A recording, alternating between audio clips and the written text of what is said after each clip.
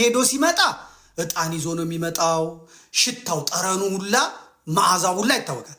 መናፍቅ ሆነ የከረምክ ሰው ይዘምት መጣል። ያ መቀረፍ አለበት። ተቀርፎ ነው መምጣት ያለበት። ስታስለቅስ አይቻለሁ ሰዎቹን። እኔ እንዴት እንዲባላለሁ እኔ ያልኩ ቁጭ በል ነው በቃ። ሕፃን ነህ፣ ልጅ ነህ። እኔ መጽሐፍ ቅዱስ አውቃለሁ። አክዓብን ብትጠቅስልኝ፣ ሰሎሞንን ብትጠቅስልኝ፣ አንተ በምትጠቅስበት መልከል እኔ አላውቀውም። አንተ የምትጠቅስልኝን ኢየሱስ አንተ ታውቀው የነበረውን ኢየሱስ አላውቅም። ብዙ ሰዎች መጥተው የሚሸወዱት መከራ የሚበሉት ለዚህ ነው። እሱ እኮ ፓስተር ነበር ወንጌል ያውቃል ይላሉ። ዛሬ ቲክቶከሮቹ መጥተው 22 ዓመት እኔ አገልጋይ ነበርኩ ይላል። አገልግሎትህ ምንድን ነው ስትለው እሳት ሲል ነው እኮ የከረመው። እሳት አሜን ነው። ዛሬ በቤታችሁ በወንጌል ይገባል ሲል ወንጌል እኮ የሚለው ይሄንን ነው። ወንጌል እኔ የማውቀው ወንጌልን አይደለም የምታውቀው አንተ አይደለም። እኔ አባቶቼ እንዴት አመስጥረው አንድም እያሉ የተማርኩትን ወንጌል አታውቀውም። ቤተክርስቲያን ወንጌል ስታስተምር እንዴት እንደሆነ ኃይለ ቃሉን አውጥታ እንዴት ብትንትና አድርጋ እንደምታስተምር የማንም መንገደኛ የማንም አውደልዳይ የማንም እዛ ሲመነፍቅ የከረመ ሰው መጥቶ በአንድ ጀንበር መሆን የለበትም። እርምህን አውጣ። ይሄን ነው እየነገርኩ ያለሁት። ቤተክርስቲያን መምራት የለብህም። ደረጃዎች አሉት። ከእስልምና የሚመጣ ሰው በ90 ዓመቱ ቢመጣ አንድ ሰው እስላም የነበረ ሰው በ90 ዓመቱ ቢመጣ እለቱን አያስተምርም። በ80 ዓመቱ ቢመጣ አያስተምርም። በ60 ዓመቱ ቢመጣ አያስተምርም። እንደ ሕፃን የአንድ ሰው ዕድሜ የሚቆጠርለት እኮ 9 አግብቶ የሚሆን 10 አግብቶ የሚሆን ምን ሆኖ እስላም ሆኖ መጥቶ ሲጠመቅ ከተጠመቀን ጀምሮ ወንዱ የ40 ቀን ሕፃን ነው። ሴቷ በ80 ቀን ሕፃን በቃ እንደተወለደች ነው የሚቆጠረው። ዕድሜያቸውም ከተጠመቁበት ቀን ጀምሮ ነው የሚቆጠረው። በ85 ዓመቱ ቢሞት በ15 80 ዓመቱ ላይ መጥቶ በ95 ዓመቱ ቢሞት በ15 ዓመቱ ሞተ ነው የሚባለው። ያኛው ህይወቱ አይቆጠርም። ያኛው የለበት። አንድ እስላም በ20 ዓመቱ መጥቶ በ30 ዓመቱ 3 ወልዶ ሊሆን ይችላል፣ 2 ወልዶ ሊሆን ይችላል። መጥቶ ከተጠመቀ በኋላ ድንግል ነው። ከዛስ ውዳሴ ማርያም ተምሮ የዘወትር ጸሎት ተምሮ መልካ ማርያም መልካ ኢየሱስ ተምሮ ዳዊት ደግሞ ከዛ በኋላ ክህነት መቀበል ይችላል። ዲያቆን መሆን ይችላል፣ ካህን መሆን ይችላል፣ ጳጳስ መሆን ይችላል። አይቆጠርም። ያ ያለፈ ህይወቱ የሞተ እንደተወለደ አይቆጠር፣ እንደኖር አይቆጠር። ምን አይል እነ ቢንያም ሽታዬም እንደዛው ነው የምልህ። ሌሎቻችሁም ብትሆኑ ይሄን ሌላው አይነግርህም። ምን ብሎ መሰለ ይከፋዋል። ከዛ ምናምን ብለ ሲከፋ ውሎ ለምን ሲከፋ አታድርም? ወደን የመጣው ስትመጣ ቤቴን አክብረን አኗኗራችንን፣ ባህላችንን፣ ሲስተማችንን አክብረን እዛ የለመድከውን ሲስተም እዚህ መጥተህ አናታችን ላይ እንድታመጣ አይፈቀድም። እየነገርኩ ነው። ምንም ክፋት የለውም እየተናገር። ይሄንንም አንተ ስላልክ እኔ 30 ሰከንድ በፍቅር ያውም ሳመሰግንህ ውዬ በአሩሲው ጉዳይ ላይ የሰራችሁት በአሩሲው ጉዳይ ላይ ያደረጋችሁት እያልኩ ሳመሰግን ውዬ መስክሩ ሁላችሁ። አንድ ቀን ከክፉ ካፌ ሳይወጣ አንተ መጨረሻ ላይ አክሊለ ገብርኤልን ጠብቀው ይላሉ። እና ይህንን በብር አገኘዋለሁ አባት አለሜ በብር አገኘዋለሁ አላገኘውም። ዙራን ባሂድ አክሊለ ገብርኤልን ጠብቀው ይላሉ። አሰቦት ሂድ አክሊለ ገብርኤልን ጠብቀው ይላሉ። ጣና ገዳማት ሂድ አክሊለ ገብርኤልን ጠብቀው ይላሉ። ደብረ ዳሞ ሂድ፣ ማህበረ ደዌ ሂድ፣ እመለክበት ሂድ።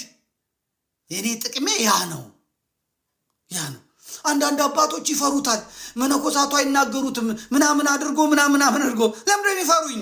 አይፈሩ፣ ያከብሩኛል፣ ይወዱኛል፣ ያቁኛል፣ ውስጤን ያቁታል። እኔ እኮ የተናገርኳቸው ሰዎች ከምን ኢንቴንሽን ተነስቼ እንደተናገርኳቸው ያውቃሉ። እኔን ተከትለው የሚሳደቡ የሚናገሩ ሊኖሩ ይችላሉ። እኔን ተከትለው ዘመዴ እንዳለው እስቲ እንበላቸው ብለው እኔ የምናገርበትን ያውቃሉ። እንደዚህ የተናገርኳቸው አባቶቼ ዘመዴ ኧረ እንደው እንደዚህ ነው የሚሉኝ። ፈርታውኝ አይደለም፣ እየተናገርኳቸው ነዋ፣ እየወቀስኳቸው ነዋ።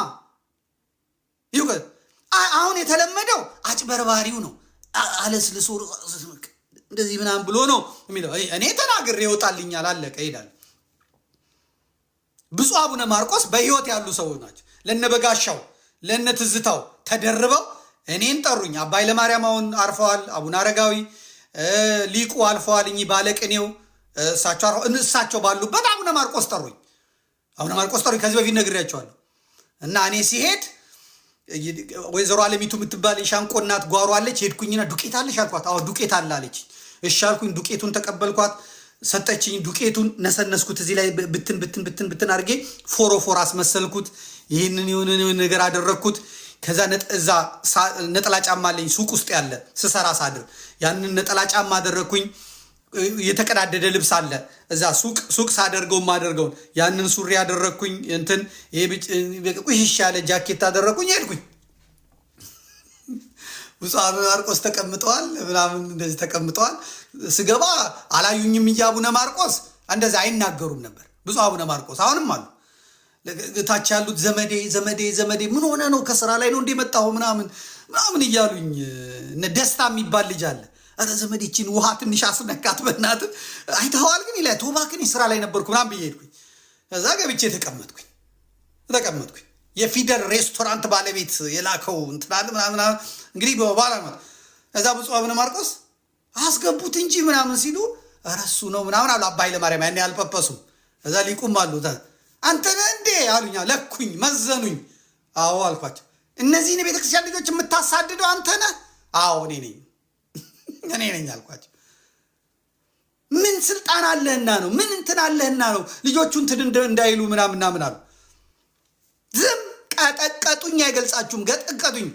እኔ ደግሞ የዓለሚቱን ዱቄት ፎሮፎሬን ቡን እያደረግኩ እንደዚህ ብዬ የማይረባ ጭብጥ የማይሞላ ወመኔ መስዬ ቁጭ አልኩኝ። እግዚአብሔር ሲጥል ደግሞ በራቸው ተንኳኳ። ሲጥልካ የምንጣፍ እንትን መበያ እንትን ተሰጥቷቸዋል፣ ተገዝቶላቸዋል። የምንጣፍ ማጽጃ ማሽኑ ተገዝቶላቸው መጥቷል።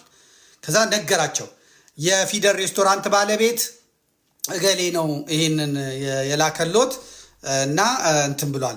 ይሄ ደግሞ ማህበረ ማርያም መስርቶ ከነበጋሻው ጋር ሚሊኒየም አዳራሽ ገቢ አድርጎ የበላ ነው። ይሄ የፊደል ሬስቶራንቱ ማለት ታውቁታላችሁ። የቡና ደጋፊ ነው። አሁን የቡና ክለብ የደጋፊዎች ምናምን የነበረ ልጅ የነንዋይ ደበበ ማናጀር የነበረ ቤሩት ነው ኩዌት ላይ ዘፈን ሲሰራ የነበረ እነ ዘርፌን ሲያስጨፍር የነበረ አሁን መጥቶ የነበጋሻው ደንበኛ ማህበረ ማርያም የሚል አቋቋምና የገጠሪቷን ቤተክርስቲያን እናድሳለን ብለው ሰውን አጨዱት ማለት።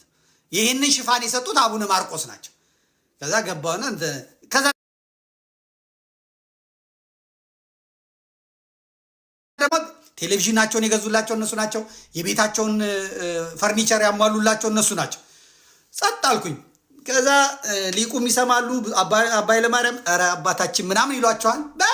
በቃ እሳቸውም ጀግና ነኝ ነው የሚሉት አቡነ ማርቆስ። ከዛ የእኔ ተራ ሲደርስ እኩል ነን እኮ እኔና አንተም እኔም አንድ ነን፣ በቃ እኩል ነን። ምንድን ነው በስልጣን ነው። እኔ ደግሞ ቤተክርስቲያኒቷ መምህር ብላ ሰርተፍኬት ሰታኝ ድምፅ እንድትሆነኝ ብያለሁ። መሆን ያለበት ጠርቶ አንተ ምንድና አንተ ማነህ ነው እንጂ እነዚህን ጋንግስተሮች ማፊያዎች እዛ አድርገው እኔ ለእርሶ የምሰጠው እዚህ የምገዛሎት ቴሌቪዥን የለኝም፣ የምገዛሎት ወንበር ጠረጴዛ የለኝም፣ የምገዛሎት የምንጣፍ ማጽጃ ማሽን የለኝም። እኔ ቤተክርስቲያኒቷ እኩል ታሳፍራ ተቆጥራን የተሰጠችን ክው አሉ በሕይወት እግዚአብሔር ምስክሬ። ከዛ ሊቁም ባለቅኔው ተናገሯቸው፣ መጋቤ ምስጢር ማለት ነው። ከዛ ማን ነው አቡነ አረጋዊም ያሁን በኋላ አቡነ አረጋዊ የሆኑ ነገሯቸው። እሱ እኮ ማለት እሱ ብሎ አስረዷቸው ነው እንዲህ ያሉና ቆይ እስቲ ውጡ አሉና ምንድን ነው ሁኔታውን እስቲ ያስረዳኝ አሉ። እንደዚህ እንነጋገር አባታችን፣ አዎ እንዲህ ነው እና ምን ይሁን ሁለቱንም አስገቡልኝና እንነጋገር። እሺ ሁለቱም መጡ። እንግዲህ መሆን ያለበት ጥሯቸውና እነበጋሻውን በሙሉ ሰብስባችሁ ጠርታ፣ የት ነው የተማርከው? እንዴት ነው አውደ ምሕረት ላይ የወጣኸው? ክህነቱን ኬት ነው ያገኘኸው? አንተ ዲያቆን የምትባለው ምን ትስምታ ከየት ነው ያመጣኸው? ማን ነው ከየትኛው መንፈሳዊ ኮሌጅ ነው የወጣኸው? ምናምን ብላቸው ጠይቋቸው። ከዛ በሚያቀርቡላችሁ መረጃ መሰረት ከዛ ተንተርሳችሁ እኔን ውቀሱኝ አልኳቸው። ይሻሉ ሐሙስ ቀን ጠሯቸው አደሩ። አርብ ቀን ጠሯቸው። አርብ ዕለት እነ ትዝታው ሰድበዋቸው ወጡ።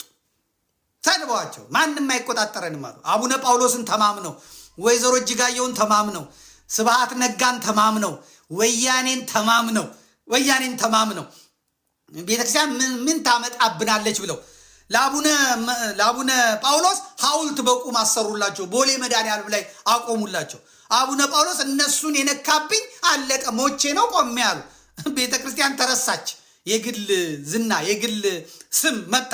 ስለዚህ እነ በጋሻው አገኙት ማንን በምን መያዝ እንዳለባቸው።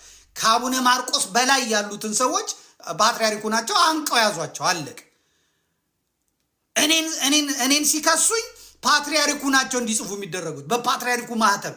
ልጆቼን እንደዚህ አድርገው ማህተም ተሰጥቶ ለፍርድ ቤት ዳኛው ሲሄድ ሙሉ ይባላል። የመቀሌ ትግሬ ነው። አቃቤ ሕጉ የመቀሌ ትግሬ ነው። ሙሉ ነው ደግሞ የሚባሉት ጎዶሎ ሙሉ።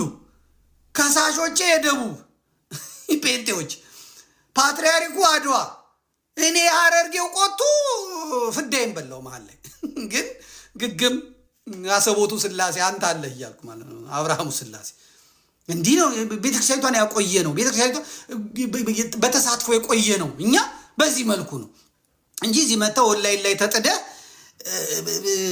እንደዚህ ማለት በበኩላቸው በነገራችን ላይ እንጂ የምትሏት አይደለችም። እና ከዛ ይዛችሁ የምትመጡት ነገር አለ መራገፍ አለበት። አንድ ሰው ቤተክርስቲያን